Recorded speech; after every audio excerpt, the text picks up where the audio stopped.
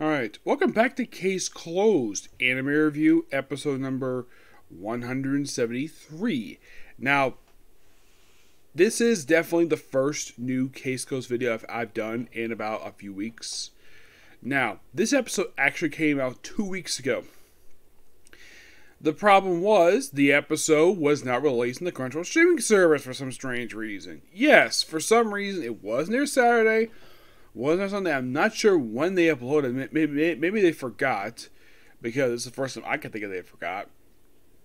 Now, this episode, unlike the other two, which will probably come later on today, this one is a canon episode. Yeah, this is actually adapting chapters 10 to 12 of the Wild Police story arc. Yeah, this short-lived series, which covers chapters like 10 to 12. Now, this is basically called, if I can find the thing here, we go. It's Morofushi. Yes, we kind of wrap up his story arc mostly with this one. Yeah, because now the way they arrange it is quite interesting. Is that the opening page of chapter 10 is something that doesn't happen toward the end of the episode. And they move what happened, what appears to be the flashback. They move at the start of the episode. We have the 5 guys. Well, they're being chastised for all their actions, all their mischief that they've caused. They categorize, of course, in the manga, they detail every single little thing.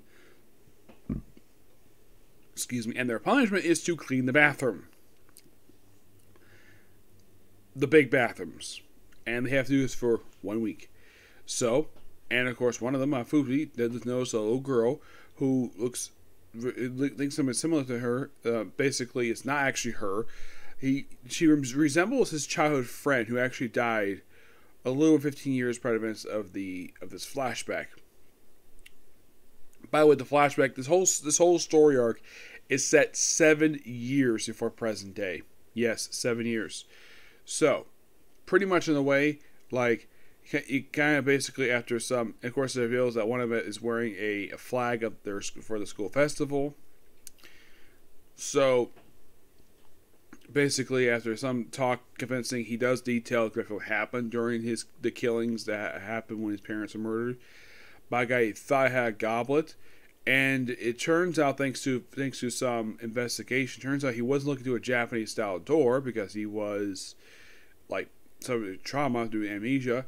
He apparently was actually in a Western style closet looking through the blinds, and apparently the tattoo of the second suspect, who had 2 women on his arm, is his mother and his wife, formed into a goblet as he basically mistakes to be a goblet, and turns out actually a 50-year-old man who actually lost his daughter, who somebody he knew. And apparently he actually inherited basically a cleaning service, well, aka a laundromat. So they go there. He inherited her uncles. They go there. They confront him. Of course, this is also another change here, where in the manga, now here's the thing, in the anime they have presented the girl where she's like lying across his legs where she's held hostage. In the manga, she's sitting on his lap.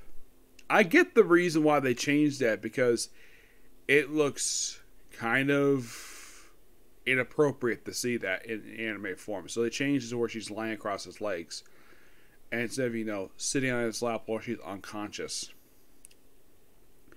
Because somebody might think that he might be doing something sexual to her, basically like that. I get the reason why they changed that. So, of course, he does remember Morofushi.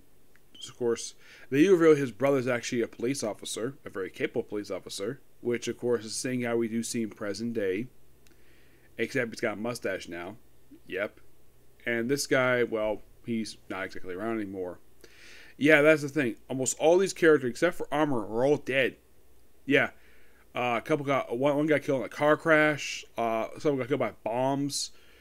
And one was like murdered. Yeah, basically it's kind of interesting. You'll see all these characters where they have loose associations in present day, and all of them are all dead. Yeah, they're all dead. So, and of course he gets back the girl. Of course he's also rigged his own laundromat to basically explode, which Amuro does disarm it.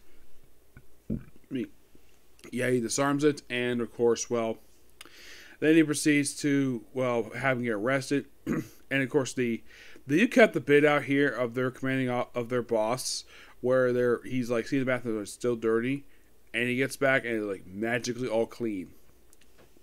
Of course, he basically was shocked the fact that apparently the reason why they were gone was because they just happened to find the girl who was kidnapped. They just happened to find her kidnapper, and also happened to kidnap happened to be the guy who had murdered Mofushi's parents 15 years prior to the series. He goes bathroom, clean, both. The change room and the clean room all magic clean. And that's the episode. It's a pretty good episode, and there's technically one chapter left. I don't know if they're going to adapt there or not because it's only just a single chapter unless they want to stretch out or at least add some Zero's tea time in there. Alright, next up is Front and Back, where that's basically in chapter manga 1102, where after some talking, it turns out though that Kona figures out the trick of how the crown disappeared. The crown is actually still in the spot, and turns out it's that way because of painted gloves. Yep. So, and it turns out the person who is actually the guy with the mustache. He's actually the Kaido kid. Yep, and of course he had to go with his roller skates. Conan. Then the crown is moving, and apparently that the Kaido kid is dragging it with him. And of course he runs on his skateboard. And then he runs into Amari. He just runs into her just by sheer coincidence. And there she is, like, hello, I want to borrow your apron. And then he transforms. And Azusa, I think her name is, yes. So you can figure out who's the real one. Like, And of course, Akara's up Amuro. And of course, he's like, Azusa, I love you. Yeah, really? What? Yeah, the confused one is the real one. Yep. And then, of course, basically the crown is back. The Hulk gets away. And then we see a smartphone lying on the floor where Kaido is one, and we see some old man with a bird smash the phone with his cane. Now you might be thinking, who the heck is this guy? You might ask. Well, I think this guy might be the leader of a black organization, possibly. Yeah, but damn good chapter. Yep. And that's going to be pretty much it for Single Review. I gotta go. So, until you see the next video. Bye.